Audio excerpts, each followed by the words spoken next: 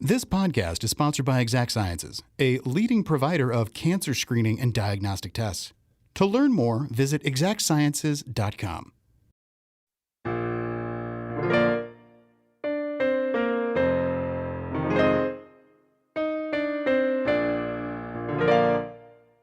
Hello! Welcome to Reopening Sardine. This is a 5-episode series of The Corner Table, a podcast about food and drink in Madison, Wisconsin. The Corner Table is produced and hosted by me, Lindsay Christians, Cap Times food editor. And me, Chris Lay, an occasional Cap Times contributor and the podcast operations manager for Lee Enterprises. This is the 3rd episode in the series. There's nothing that we can do to stop you from jumping in right here, of course. But episode 1, about Sardine's pandemic year, is where we suggest you dive in. Well, friends, we're finally here. After more than a year of uncertainty, fear, and frustration, on May 19th, Sardine was ready to open its doors to the public again. We start this episode a few days before as the behind-the-scenes crew gets ready. We hear from pastry chef Jeff Doyle-Horney and chefs de cuisine Jason Taylor and Tim Smith. Lindsay talked with maitre'd McKayla Kratowicz and Kelsey Burkett right before the doors opened. While I was doing that, Chris was meeting the very first diners through the door. These are Sardine superfans, and they were so happy to be back. Welcome to opening day. Give a listen. Cheers.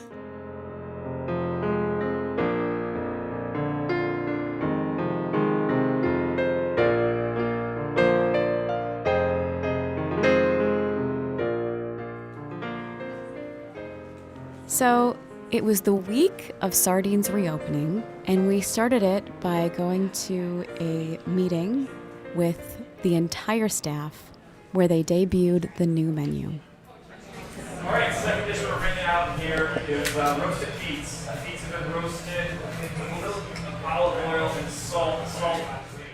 There are several new dishes on Sardine's menu, if you are familiar. There are actually several that have some flavors of North Africa, so a little bit more spicy flavors, some different spices than they would normally work with. There is an octopus dish on the menu that is fantastic. It was delicious. It was very good. Octopus salad. So, fava beans, watercress, blanched leeks, octopus that's been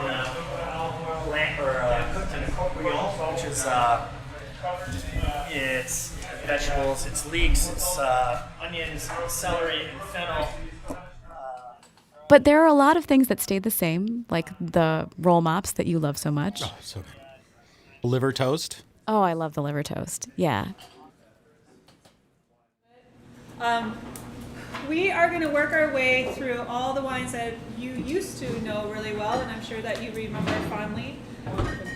The menu tasting came on the heels of a wine tasting that had been led by Susan Schuller just the week before. One of the things that was interesting to me about the wine tasting was how Susan was approaching it with the servers, asking them if they remembered the wines, encouraging them to take notes, talking about why the wines were what they were on the menu, where they came from, flavor notes and things like that. We're going to start at the beginning with Muscadet. Oh, Muscadet. Peter, what do you serve Muscadet with? What do you like to... Oysters and potato chips. Nice. Potato chips. Wines that had been replaced with other wines for whatever reason, or wines that just weren't coming back entirely. Like the Muscadet that they have is the same one they've always had. The Lucien Albrecht Rosé Bubbles is like the one I've had for my birthday many times. They still have a Sancerre. Sancerre. Do you have Sancerre? Oh, I love Sancerre. No one likes that. No one likes the Sancerre. Without a question, this is the #1 bottle that we sell, and we go through just tons of it. At one point she said, "How many of you have sold this bottle to a table?" And I thought, yeah, that's probably everybody here. Yeah. I've bought that bottle. It was also really cool to talk with Kelsey Burkett, who is the bar manager at Sardine, and Carlin Langley, who's been on this podcast before, about the new cocktails that they have designed for the menu, really focusing on what I think of as kind of the French diaspora, probably connected to a history of imperialism, but let's not, go too far into that. But it very much like not just French cocktails, more French cocktails, though, like with things like absinthe and pastis, but also, some cocktails from New Orleans, some tiki drinks and things like that. Yeah. Yeah. And the absinthe is such an interesting addition, although it's been on their menu in the past, but I think this is the first time they've really expanded the variety of applications they're using with cocktails. Yeah, for sure. It's such a brilliant color. Like, that's very visible. Bright green. Yeah. I was excited about, for example, the white Negroni that they're doing that has like a little bit of chrysanthemum liqueur in it. There's a spirit called China that is in several of their cocktails that I also just saw behind the bar at Bar Corallini. It's a liqueur. It's like herbal and sweet. I still don't know very much about it, but I feel like it's kind of the current cocktail trend. So if you see China, if you're at the Sardine bar, have them pour you a tiny taste of it because it's a fascinating thing.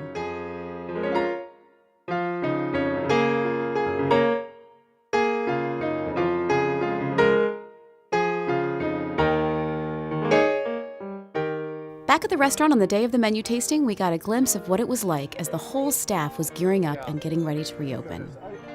I was out here in the hallway talking to somebody who had an office in this building somewhere. She was like, "Why did you guys shut down? It's so sad. This is like an institution. This is an icon in Madison right now." And so she was really thrilled to hear that we were going to reopen. I was sitting at the Sardine bar, and this guy walked past me several times, and we sort of were like eyeing each other like, I haven't seen you before. I don't know if I know who you are. And eventually he came up to me and he said, "Hello, like, what do you do?" And I said, "Well, I'm a journalist." And it turned out to be Jeff, the pastry chef. Well, I've been at Gates and Brovey. Jeff has been making all of the desserts for Gates and Brovey, but he had been cooking out of Sardine because nobody was there. We decided it would be good for me to work here and then just bring the finished desserts over to Gates and Brovey because it's a tiny kitchen over there. But over here, it was empty, so why not use it, right? French food has such wonderful opportunities for beautiful desserts. How do you narrow it down what you're going to do? Well, it wasn't easy, because there are so many opportunities. But we're looking for simplicity and elegance. And, we narrowed it down to a few items that make both of those things possible. Chocolate is super important. And I know there are a lot of people that take their chocolates really personally. And I get that. So when we do this chocolate mousse, it's got salted caramel in it, but I don't think that violates the sort of reverence of chocolate, right? And then we also do the profiterole with the chocolate sauce. But the galette offers us an opportunity to get those fruits going. Right now it's rhubarb, and in a month it'll be strawberries. Frankly, I'm looking forward to keeping my head above water because, this is a flagship restaurant in Madison. This is like way bigger and it's a different scale than I've ever experienced before. So I feel like I'm on schedule and everything is going to go well, but I'm also a little bit in survival mode. I got a chance to talk with Tim Smith and Jason Taylor about the changes that they were making in the menu and how they were getting ready. They said they felt pretty good about their level of staffing, especially with 50% capacity. I felt pretty good physically. It's just haven't talked this much in over a year. Haven't talked to this many people in over a year. Are you thinking at all about? Susan mentioned the other night, 500 people, right away, within the first day. And I noticed it. I was like, oh, okay, I can't get a reservation. Guess I'm just going to show up. Are you thinking about that sort of influx of people so quickly after? Not really. Okay. No, because it's not. I mean, at 50%, it's nothing of the volume we were doing before. Right.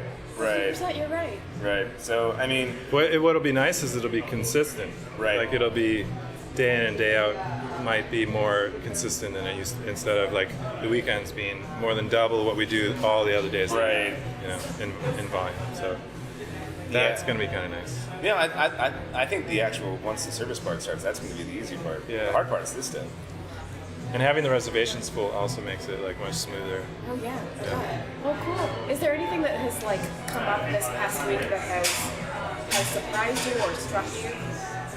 Yeah. The water pipe exploded. All Oh over yeah, that was. I had never seen that. Seen a lot of weird stuff, but never one hot of those. water. Never seen a hot water pipe blow up before. We had a new like sanitizer and dispenser installed by our mop sink, and I'm not sure how that happened, but it happened. That's the kind of situation. It's just like, of course, anything that can go wrong is gonna go wrong, and Yeah. you just gotta deal with them as they come. Need to have elite problem solving skills, that's for sure. So how much more kitchen staff do you think that you need? Are you almost there in terms of like at this capacity, this is what you need? And you need to rehire like once you get to 75. I mean, we're still, we're not open for brunch this weekend. right. And Yeah. next weekend, we might have to figure something out, but it's because, it's not like a big issue. Maybe Okay. a guy or two, but it's not like, Yeah, no, it's way better than a lot of places, and I guess in a dream world we'd get a full-time person that could do 2 mornings and 2 or 3 nights. But if we don't have that right away, at this capacity, it's not the end of the world. Yet. I talked with some newer folks in the kitchen. I talked with a cook named Joe, who was getting ready right by a roaring fire. What is this dish that you're working on here? John was just telling me about the pergola and the vegetables for the pastry meat here a little bit. You said harissa marinated chicken, right? Yeah. Yep. Great chatting with him. He was a new addition to the staff and was kind of getting acclimated. So, what made you want to come over here? What was it about this menu that you were interested in? It's the simplicity while still doing it right. We're not trying to. They are not trying to have too many ingredients or anything like that. They're not trying to wow based on confusing the customer with a new fangled vegetable or anything like that. It is just good, simple French cooking done right and done at a really high level, done at high volume at that. I've worked with a few of the guys here. I've worked with other people who've come and gone from Sardine, and I've heard nothing but good things about not only the space but the people involved. And once I sat down talking with John and Phil, they were just, they talked only about the people during our interview, and that pretty much sold it for me. They didn't have to talk about the space or the menu. It was really just about the people and what they mean to the kid, what they mean to them. At the end of the day, you want to be able to be with the people, feel right with all the people you're with every single day, especially after this pandemic. So many of us were not necessarily with the wrong people, but just like grinding tooth and nail day and night, and now we have other people to connect with on that front. Yeah. Are there specific things here that you think are going to be particularly challenging, or does it all feel pretty So first of all, the harissa marinated chicken that we were talking about, being a half chicken that it is, that's going to be tough to cook through. We're cooking it from raw, making sure that it's cooked fully but not dry, but also cooked fully for the guest. I imagine that'll be both appetizer heavy as far as dish goes, because it seems like a very shareable kind of thing, but also seems like it'll work really, really well as an individual item for maybe someone a little bit hungrier, and therefore there won't be a whole lot of timing behind when that rush of that dish happens. I'll be cooking that all day long. That obviously steaks, cooking those to a temp is always a challenge, or at least can be, especially this wood fire grill here is very new to me. That's going to be another challenge. And then these sardines here, those are about 4 inches long, 1 inch tall, really, really small, and we're just grilling those like that. They're only going to take about 90 seconds. So, and that's going to be a very popular dish. You know, it's an namesake. What they mean.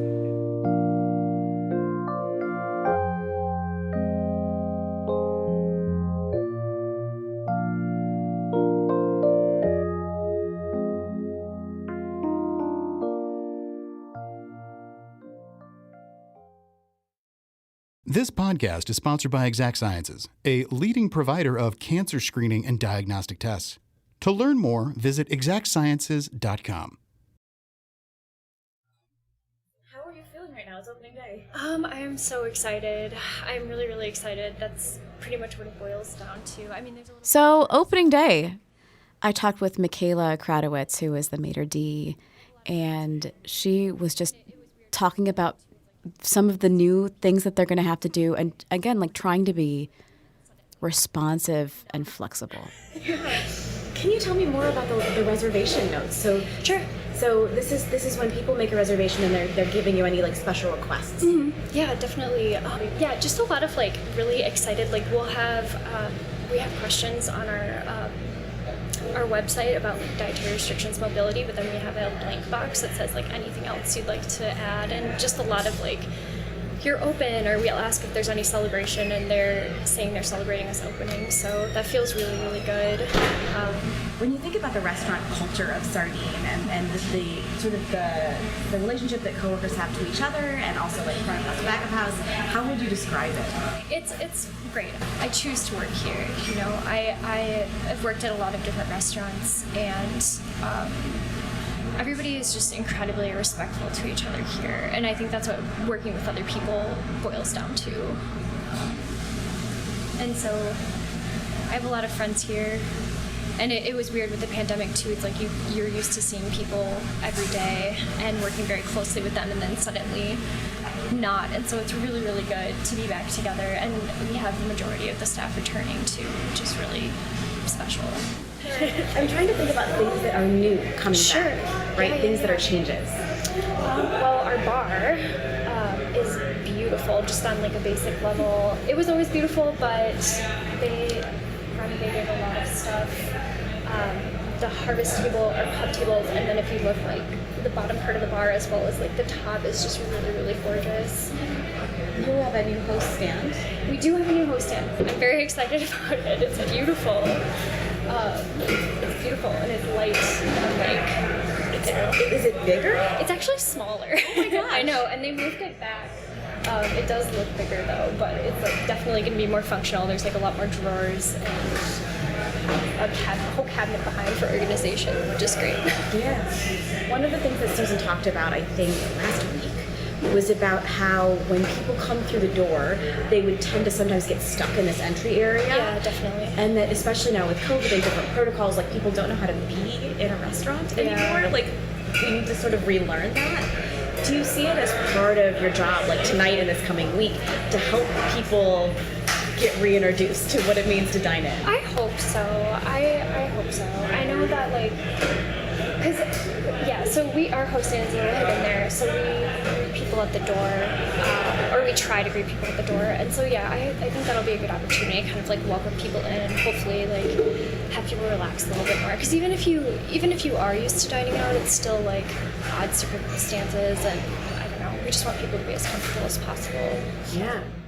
I chased down both John and Philip during the hour or two before opening. Can I steal you for like 30 seconds? Sure. Awesome. And I said, "How are you feeling right now? How are things going?" They both were very enthusiastic, very excited. So, John, it's opening Yes. day. How do you feel? I feel good. Nervous a little bit, but super excited. It's been a long wait, and it's good just being back. You know, open the doors and be the restaurant that that we want to be, that we are, that we strive to be. Not great to have all that time to like think about it, but it's been great to like actually think about it and to finally open. So everybody's super fired up. We've got great energy, and we're fired up. So we can't wait. Awesome. Yeah. Cool. And we're kind of excited that we're not at 100% right now, too, which is kind of nice. It's opening day. How do you feel? Pretty good. Feels great. Yeah. We're super excited. Yeah, it just feels, I don't know, it's hard to believe it's happening, and it's exciting to know that after this many months that it is happening. And it feels pretty natural, you know, being in the kitchen with everyone. Staff's all arriving. We've missed this hustle and bustle for sure. Are there things that you're noticing are coming back, kind of like muscle memory, like things that you remember? Well, you know, the last few days in the kitchen have seemed to be like, where's the spoon? Where's this? Where are we putting that? So there was a lot of inefficiency in that. But it's amazing how quickly it comes back into play. I mean, honestly, it just feels like, you know, you're riding a bike and then you're back on it. So these are all professionals who are so anxious to be here, and it makes it that much easier. So we're all just zipping around, feeling really good. Yeah. Given that it's the first night back, do you imagine that you'll be coming out here to say hello to regulars a lot? Yeah, I think so. Yeah, I can't wait. I can't wait to see some friendly faces and just greet the people. I guess I heard there's a few people waiting outside already queuing up here 45 minutes before we open, so that's kind of fun. Awesome. Yeah, we can't wait. I mean, they have been preparing this new menu, and they've had a lot of time undisturbedly to work out the kinks. And also, I mean, just, them working with Susan to, get everything ready on the staffing side. I mean, everything was rolled out in a very clearly thought out way. One of the things that I think was interesting is that they were sort of putting all these plans in place, and then they just kind of had to see how it was going to work. Because I think that as the restaurant goes forward, especially as it gets back to a fuller capacity, there's clearly a lot of people who want to get in who didn't get reservations, that they're going to see what works and what doesn't. And it also seemed like they were willing to be able to make those changes and to be flexible in that way.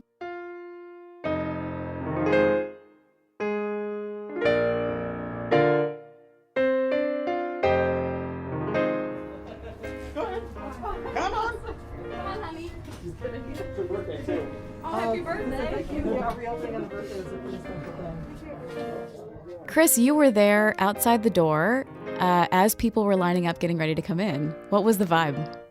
It was full to bursting, maybe. Everyone was very excited.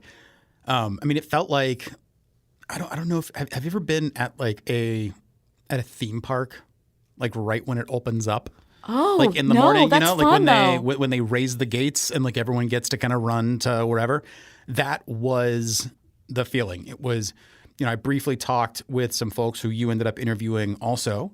And, it was, Sardine's our favorite restaurant in Madison, and they would not have missed being here on opening day for anything in the world. And when they opened the doors, you heard the staff start applauding. It felt like a first step towards things getting back in a way that I was not expecting. And I had been outside. I hadn't seen you yet. And so the act of coming into a restaurant, seeing someone who you were planning on meeting and just being able to say, hey, and then walk over and sit down next to them was so refreshing and wonderful and pleasant. Do you want to try some of this? It's fantastic. I do. Thank you. It is just the brightest mimosa. Yeah, it is. It's delicious. Just to be surrounded by so much good, positive, happy, appreciative energy. I mean, everyone that was there felt like they were part of the family almost. There really was a very distinct energy about it that is hard to put a finger on. About 3 minutes, maybe 2 minutes before that door opened, I was talking with Kelsey Burkett, and I said, how are you feeling right now? And she started to cry. How do you feel? I feel like weeping. It's like I just literally finished setting up. It's a lot. It's been a long year. Yeah, I'm just so excited. I feel like it wasn't, like it's been real for a long time, but like the last hour, just like pumping it out and cranking out and getting ready for service, like, it hasn't been this real in a long time. So, super psyched. I loved going up to people, the patrons who came in. I loved going up to them and saying, hi, why are you, not why are you here, but like, hi, like what brings you into Sardine tonight, kind of stuff. How did you get in here? Yeah. And people have just these really strong connections. I think that's part of why when restaurants close that are very beloved, people take it so personally because we have these milestones. There was one couple, Magda and Ken Kmasik, who said that they had come there for birthdays, for family gatherings, and after funerals. We've been here for birthdays, for family celebrations. We've also been here after funerals, after things have happened in the family that are really sad. And we always feel welcomed and just very comfortable. What's it like for you to be back here?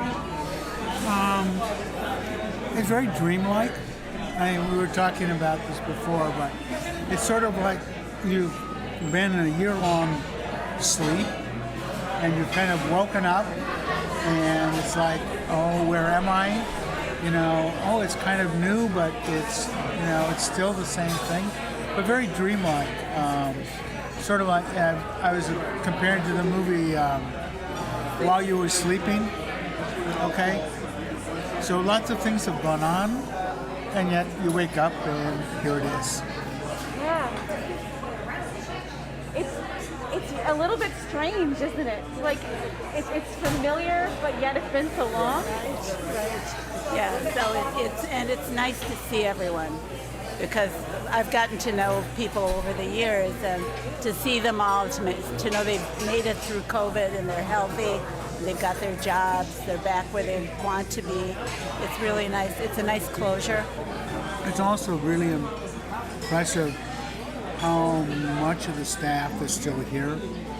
And I don't know what John and Philip did during the course of things, but whatever they built and whatever they did, it's really impressive that so many people are still here, still have jobs. One of the nice things about a restaurant, like I was saying the other day, that I find like when I'm at home, I'm eating faster and faster. It's like I take an hour to prep the meal, get the meal together, and I finished it in 15 minutes, and I go, what is with this? But here, it comes out slowly. You have a little more wine, you have a little more conversation. It's been a difficult year for us in many ways. I had a serious diagnosis that I had to go through at the same time as COVID. And so the idea of being able to come here and celebrate John and Philip's opening with staff was just, let's come and have a drink, and if we can stay for dinner, we will. I found myself that opening night running around and talking with people I hadn't seen in over a year, people that I know socially from the food scene, people that that are like acquaintances, people who I wouldn't have necessarily, made a social date with because we're not that close, but just so joyful, so wonderful to see them in person unexpectedly. When I moved here from North Carolina, that was one of the things that I really appreciated very early on, was knowing that there were any number of bars in Madison where I didn't have to plan anything with anyone. I didn't have to call somebody up and say, hey, I'm going out here, you want to meet up?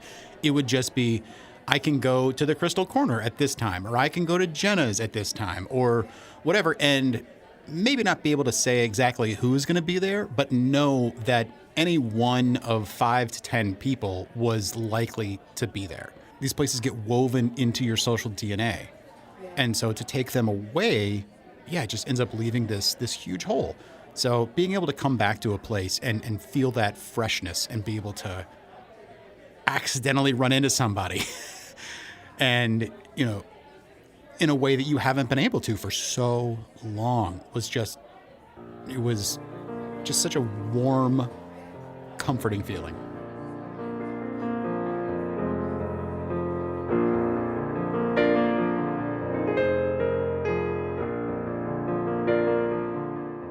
One of the things that I loved on that opening night was you made the comment that it was like the happiest room in Madison. And that is something that I sort of keep coming back to, is that was the happiest room in Madison that night. I knew what I was feeling, and it was very good in a way that I hadn't felt in a very long time. And everyone in that room, of all the people there, I mean, I didn't know hardly any of them personally, but I knew that they were all feeling something similar. I don't think it's going to be possible to relive that moment in such a specific way ever again. And it was a really special thing for everyone that was there. Yeah, just to have a room full of people where you knew absolutely it was their first time being back in this restaurant, which they loved. Yeah, it was amazing. I am really excited to be able to revisit in the future, just when we check back in with John and Philip here shortly, just to see how things have been going. Me too. I'm very intrigued to know the learning curves that they have had to endure as they navigate this process, which, I mean, we talked about being, flexible and receptive, and you have to be flexible because things are going to change, and you're going to have to deal with a lot of very specific needs from your customers in a much more interesting and unexpected way than you would before.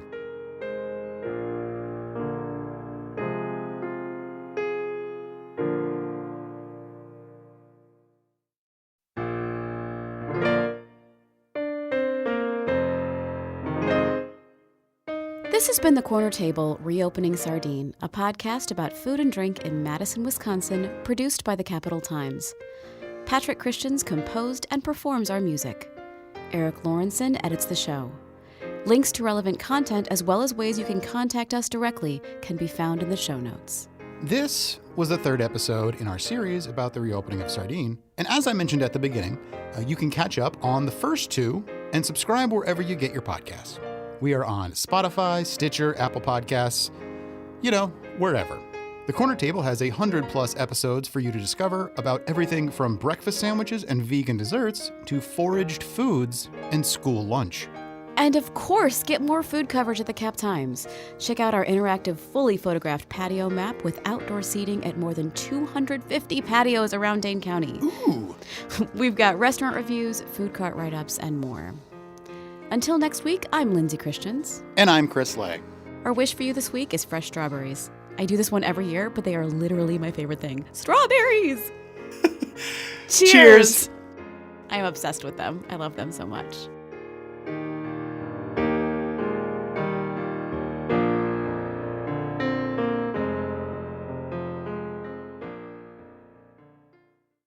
This podcast is sponsored by Exact Sciences, a leading provider of cancer screening and diagnostic tests. To learn more, visit exactsciences.com.